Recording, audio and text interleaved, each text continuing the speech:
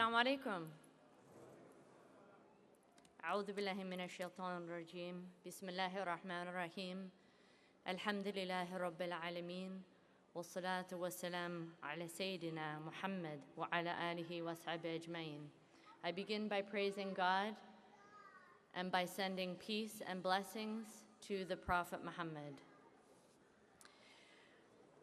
Today I want to just outline a brief presentation on the issue of the general issue we're talking about today, which is justice. And this is a very complicated topic, and the subtopic that I've been given has even many more dimensions. I have 20 minutes, so I've decided to simplify my presentation and focus on basically one issue, and that is how to understand justice as a balance between allowing the maximum freedom possible, the freedom that Allah subhanahu wa ta'ala, that God has given us to choose to do right or choose to do wrong, with the need to have rules that regulate our lives here on this earth so that we don't impede on each other's freedoms, as well as rules or guidelines that help us develop a close and meaningful relationship with Allah so that we can attain His pleasure and ultimately His eternal presence. So this balance between freedom and following rules or guidelines. I think that much unhappiness that we see and that we experience in our own selves is by being imbalanced in this area from one side or the other, by inclining towards one side or the other, or not understanding the role of each of these two important aspects of our lives as believers, and so we are confused. Now, on the one hand, we have people who see freedom, the pursuit of freedom, as an end in itself, as a value in itself. And although I don't like to rely very much on different sort of contemporary science or current studies in science, when I'm talking about Islamic theology and ethics, I think there are some very interesting and important facts about human beings, about our psychology, about the way our brain works, that can help us understand why we have some of the rules we have about being a Muslim, why Islamic civilization and Islamic scholars have developed certain ways of interacting with the Muslim community to help guide us. I think that there are some very important realities that can help us understand these things and live ultimately a more satisfying, peaceful life in harmony with the guidance that we've been given through the prophets, and particularly through the Prophet Muhammad, peace and blessings be upon him, sallallahu alaihi wasallam.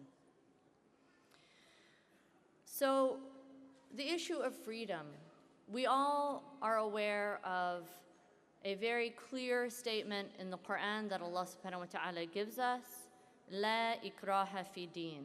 There is no compulsion in deen, which is often translated as religion. Now, one of the aspects of the subject I was supposed to address today is simplicity. Is there anything that could be more apparently simple than this? And part of the challenge is to, on the one hand, not lose the simplicity of very clear messages that are given to us by Allah in the Quran and by the Prophet Muhammad sallallahu alaihi wasallam, not losing that simplicity and clarity, while at the same time not becoming simplistic. Because, of course, in the application of these principles, we're dealing with complex societies, complex human beings who are living in particular circumstances. So to always remember not to make things overly complicated so that we lose the clarity of the message. After all, that is one of the main points of Revelation, is to help guide us in a complicated and sometimes confusing world, while at the same time not reverting to a very simplistic approach in dealing with complicated situations, individuals, societies, communities. But it is very clear that when our Creator tells us there is no compulsion in religion, that we need to contemplate this statement very deeply. That we understand as Muslims that the term deen, which I'm translating here as religion, is not simply about worship, about how we pray and how we fast and the rules for making pilgrimage and the other areas of ibadat, or acts of worship. But that deen includes as well the way that we are required and encouraged to interact with each other, all of the good things there are to do, as well as the necessary things, the required things, and the limits and the rules on our interactions. For example, our contractual relationships, that they must be entered into voluntarily, that people shouldn't deceive each other on two sides of a contract, that we should fulfill our contracts, that we shouldn't engage in usury.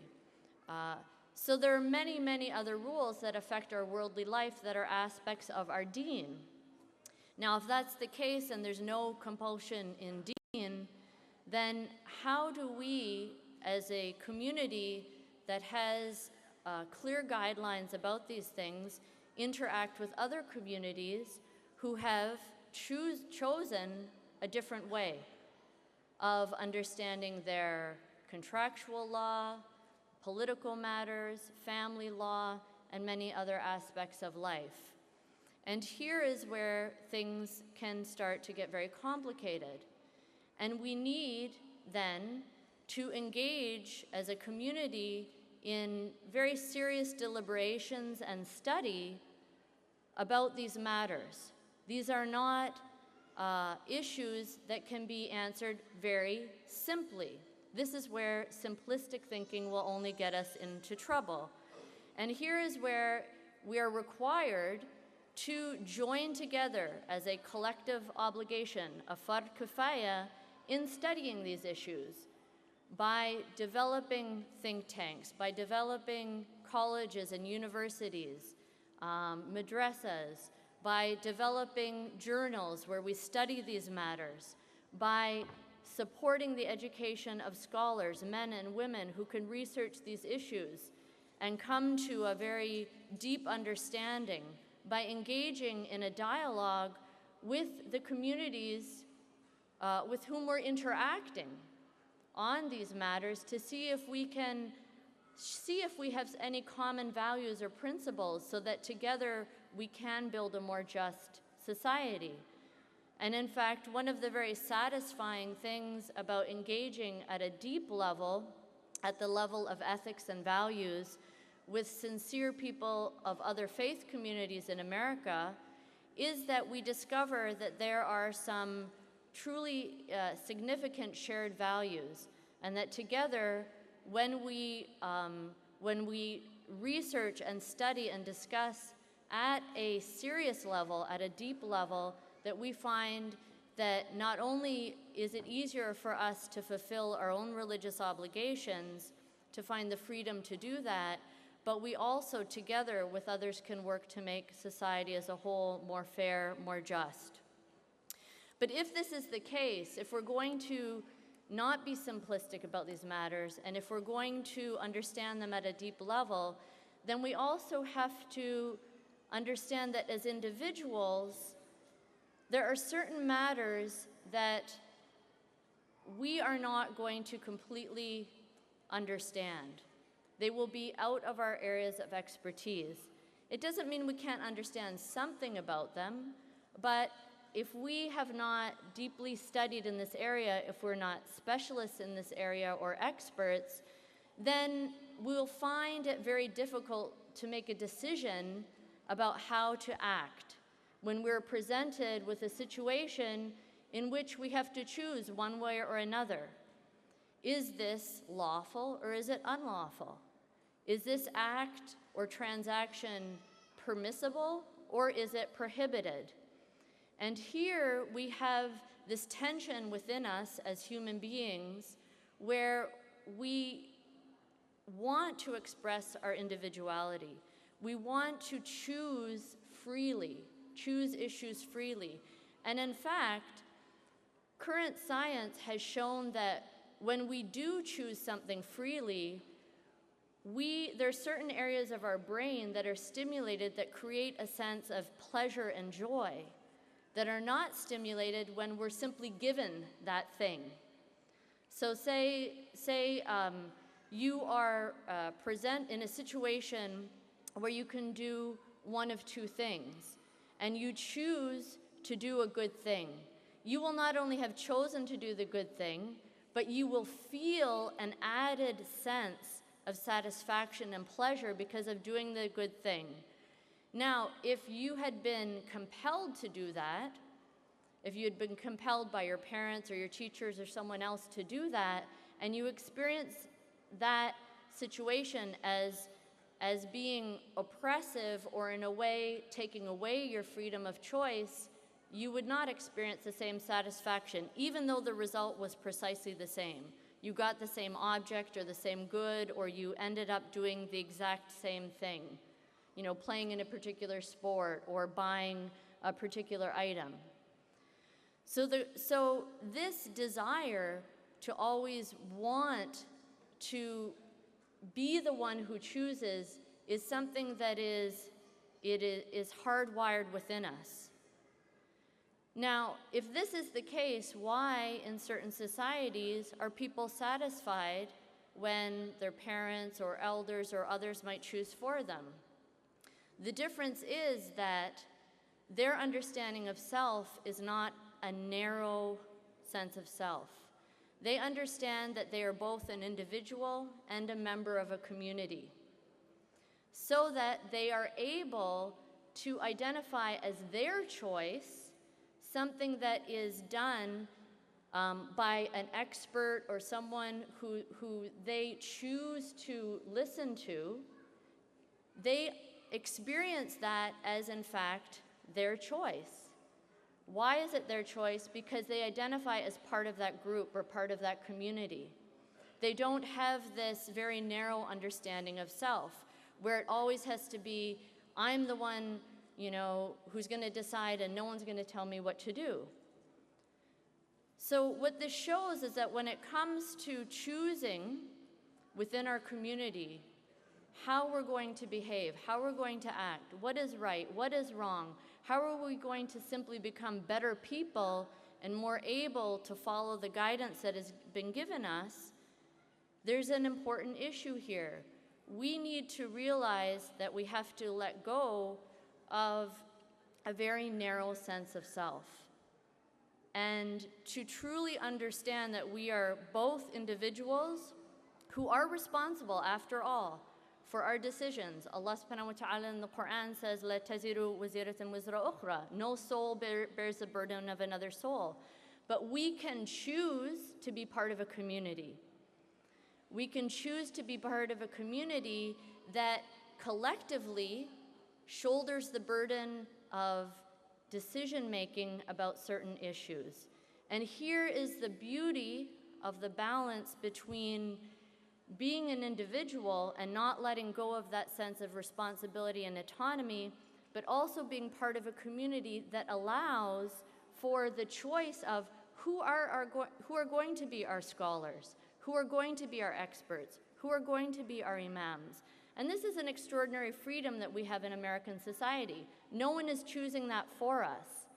And so when I choose to consult with an expert in a certain area who knows far more than I do about a certain matter, and I say, you know, whatever you tell me is the right thing to do in this area. For example, you know, financial law, which I have no expertise in and I have no interest in learning much about other than the basics. And I say, you know, I trust you, I know this person, well-educated, person with integrity. You can give me the answer, which is the right thing to do in this situation. I can embrace that answer and adopt it, and I'm not abdicating my autonomy. I'm not giving up my individuality because, in fact, I have chosen the method or mechanism by which I will make a decision. And I'm reaching the end of my time, and so what I'd like to do is summarize this with a few general rules that I gleaned from reading a number of books. One of them is a very interesting book by Barry Schwartz called The Paradox of Choice, Why Less is More. And I'm just going to give you quickly 6 lessons from that book that I think apply in this situation. I derived these 6 principles from this book, and I'd like to highlight how they align with many of the teachings that we embrace as Muslims, and how perhaps this will help all of us move beyond the kind of antagonism and debates that we hear between those who feel that, you know, I should be free to decide whatever I want to do. I should be free to interpret the Quran and the Sunnah the way I want, because after all, there's no one between me and God and my worship. This is an extreme that reduces Islam to a very simplistic understanding. On the other hand, those people who don't understand the importance of all of us together as a community choosing who will be our experts and choosing what is the mechanism by which we will give up some of our individual choice for the sake of the community deciding. For example, if you are a member of a masjid, and equally and after an open discussion, the members decide that the imam will make the determination of how the lunar calendar will be decided. You have all made that choice. Leave it after that. It's not right after that then someone stands up and says, but no, I believe this and I can't do anything other than what I believe. This is a false paradox or a false choice. So we can choose, and we need to choose how we're going to decide things. Who are going to be the people to whom we turn to ask for more direction in very complicated issues, or in issues where we need one decision for the whole community. We need to do that. But let's think about a few of these rules, and with that, I'll finish up so that others can take the stage. One of the things that the author, Barry Schwartz, talks about in this book, Paradise of Choice, is he has a very nice phrase. He says, we should not be fetishistic about choice, meaning that we don't make choice itself as a fetish, but choice is something that we naturally want for the sake of improving our lives. So one, he says, voluntarily embrace constraints on our freedom of choice. In other words, choose when to choose. As I said, in some cases, I will choose to listen to someone who I identify as an expert in this field. I have chosen to make a choice, and after that, I'll be satisfied with it. Second, in a consumeristic society, we should seek what is good enough, rather than always wanting the best. You know, because the problem is there will always be a better item or a better looking, you know, spouse. The day you get married, you're going to look around and there's someone who would have been better than my wife or my husband. There's always going to be a better school out there or a better job. So we should be people who say, you know what, that is good enough. Not to avoid pursuing excellence, But it doesn't mean that in everything we need the best, because with that we'll never be satisfied. Another rule, and this comes from, it's quite amazing, from studying many, many people. It's from psychology, it's from sociology. Avoid regret by lowering our expectations about the results of our decisions. This is very interesting because when we say, as Muslims, we say, Insha'Allah, what we're acknowledging is that we are going to make a great effort to do the best thing, to choose the right course of action, but at the same time, the result is not in our hands. And I think that's, it's so clearly, if we understand what Insha'Allah means, what if God wills it means, we'll be much happier people. If we truly embrace the implications of that. And I can't go through all of these, so let me just say one final thing that he talks about. If we really want to be happy when we're making our decisions, and I think this has to do with not just in the consumer economy, which is what he primarily focuses on, but also in our relationships and in the way that we even live our lives as Muslims, we should, if we do compare ourselves with others, we should make downward comparisons instead of upward comparisons, and practice an attitude of gratitude for what you have. Now, what does he mean by downward comparisons? This is precisely the meaning of the statement of the Prophet Muhammad sallallahu alaihi wasallam when he said, when you see someone who has more, look to someone who has less. Because when we see someone who has more, we're frustrated. But when we see someone who has less, then we're feeling gratitude. And I think this is true of the Muslim community in America at this time. Are there communities that had more than us in terms of religiosity, piety, maybe their adherence to good behavior as Muslims? Sure, there have been. And there are in other places in the world. But it's a little bit frustrating when we hear people saying, oh, you know, Muslims aren't any good or they aren't behaving the way they should. Because let's do a little bit of downward comparison. Let's think of all of the places where things are so much worse. Things are so much worse for so many other people, politically, economically, socially, and even in terms of our communities. We have beautiful, caring, generous people in our communities. And we shouldn't forget them when we're remembering that there were great Muslims in history who were so much better than us. Yes, there were. But there were also people who were a lot worse than your neighbor or brother or sister who's trying and struggling to make a contribution in the community. So we shouldn't always compare ourselves and our community only with the best. We should strive to be better, certainly, but we shouldn't forget that there are people who are really trying and who have elevated even themselves compared to where they were in their lives, because that would be ungratitude, and we're required to be grateful because Allah loves those who are grateful. So just a few brief comments on this issue of seeking justice and a balance in justice, and particularly the issue of freedom and how we pursue freedom and freedom of choice, with balancing that with creating some kind of order in our community so that we won't simply be chaotic or a bunch of people who have no ability to work together for what is good. Assalamu alaikum. عن سر الكون يحدثنا الله تعالى أنزله ورسول الله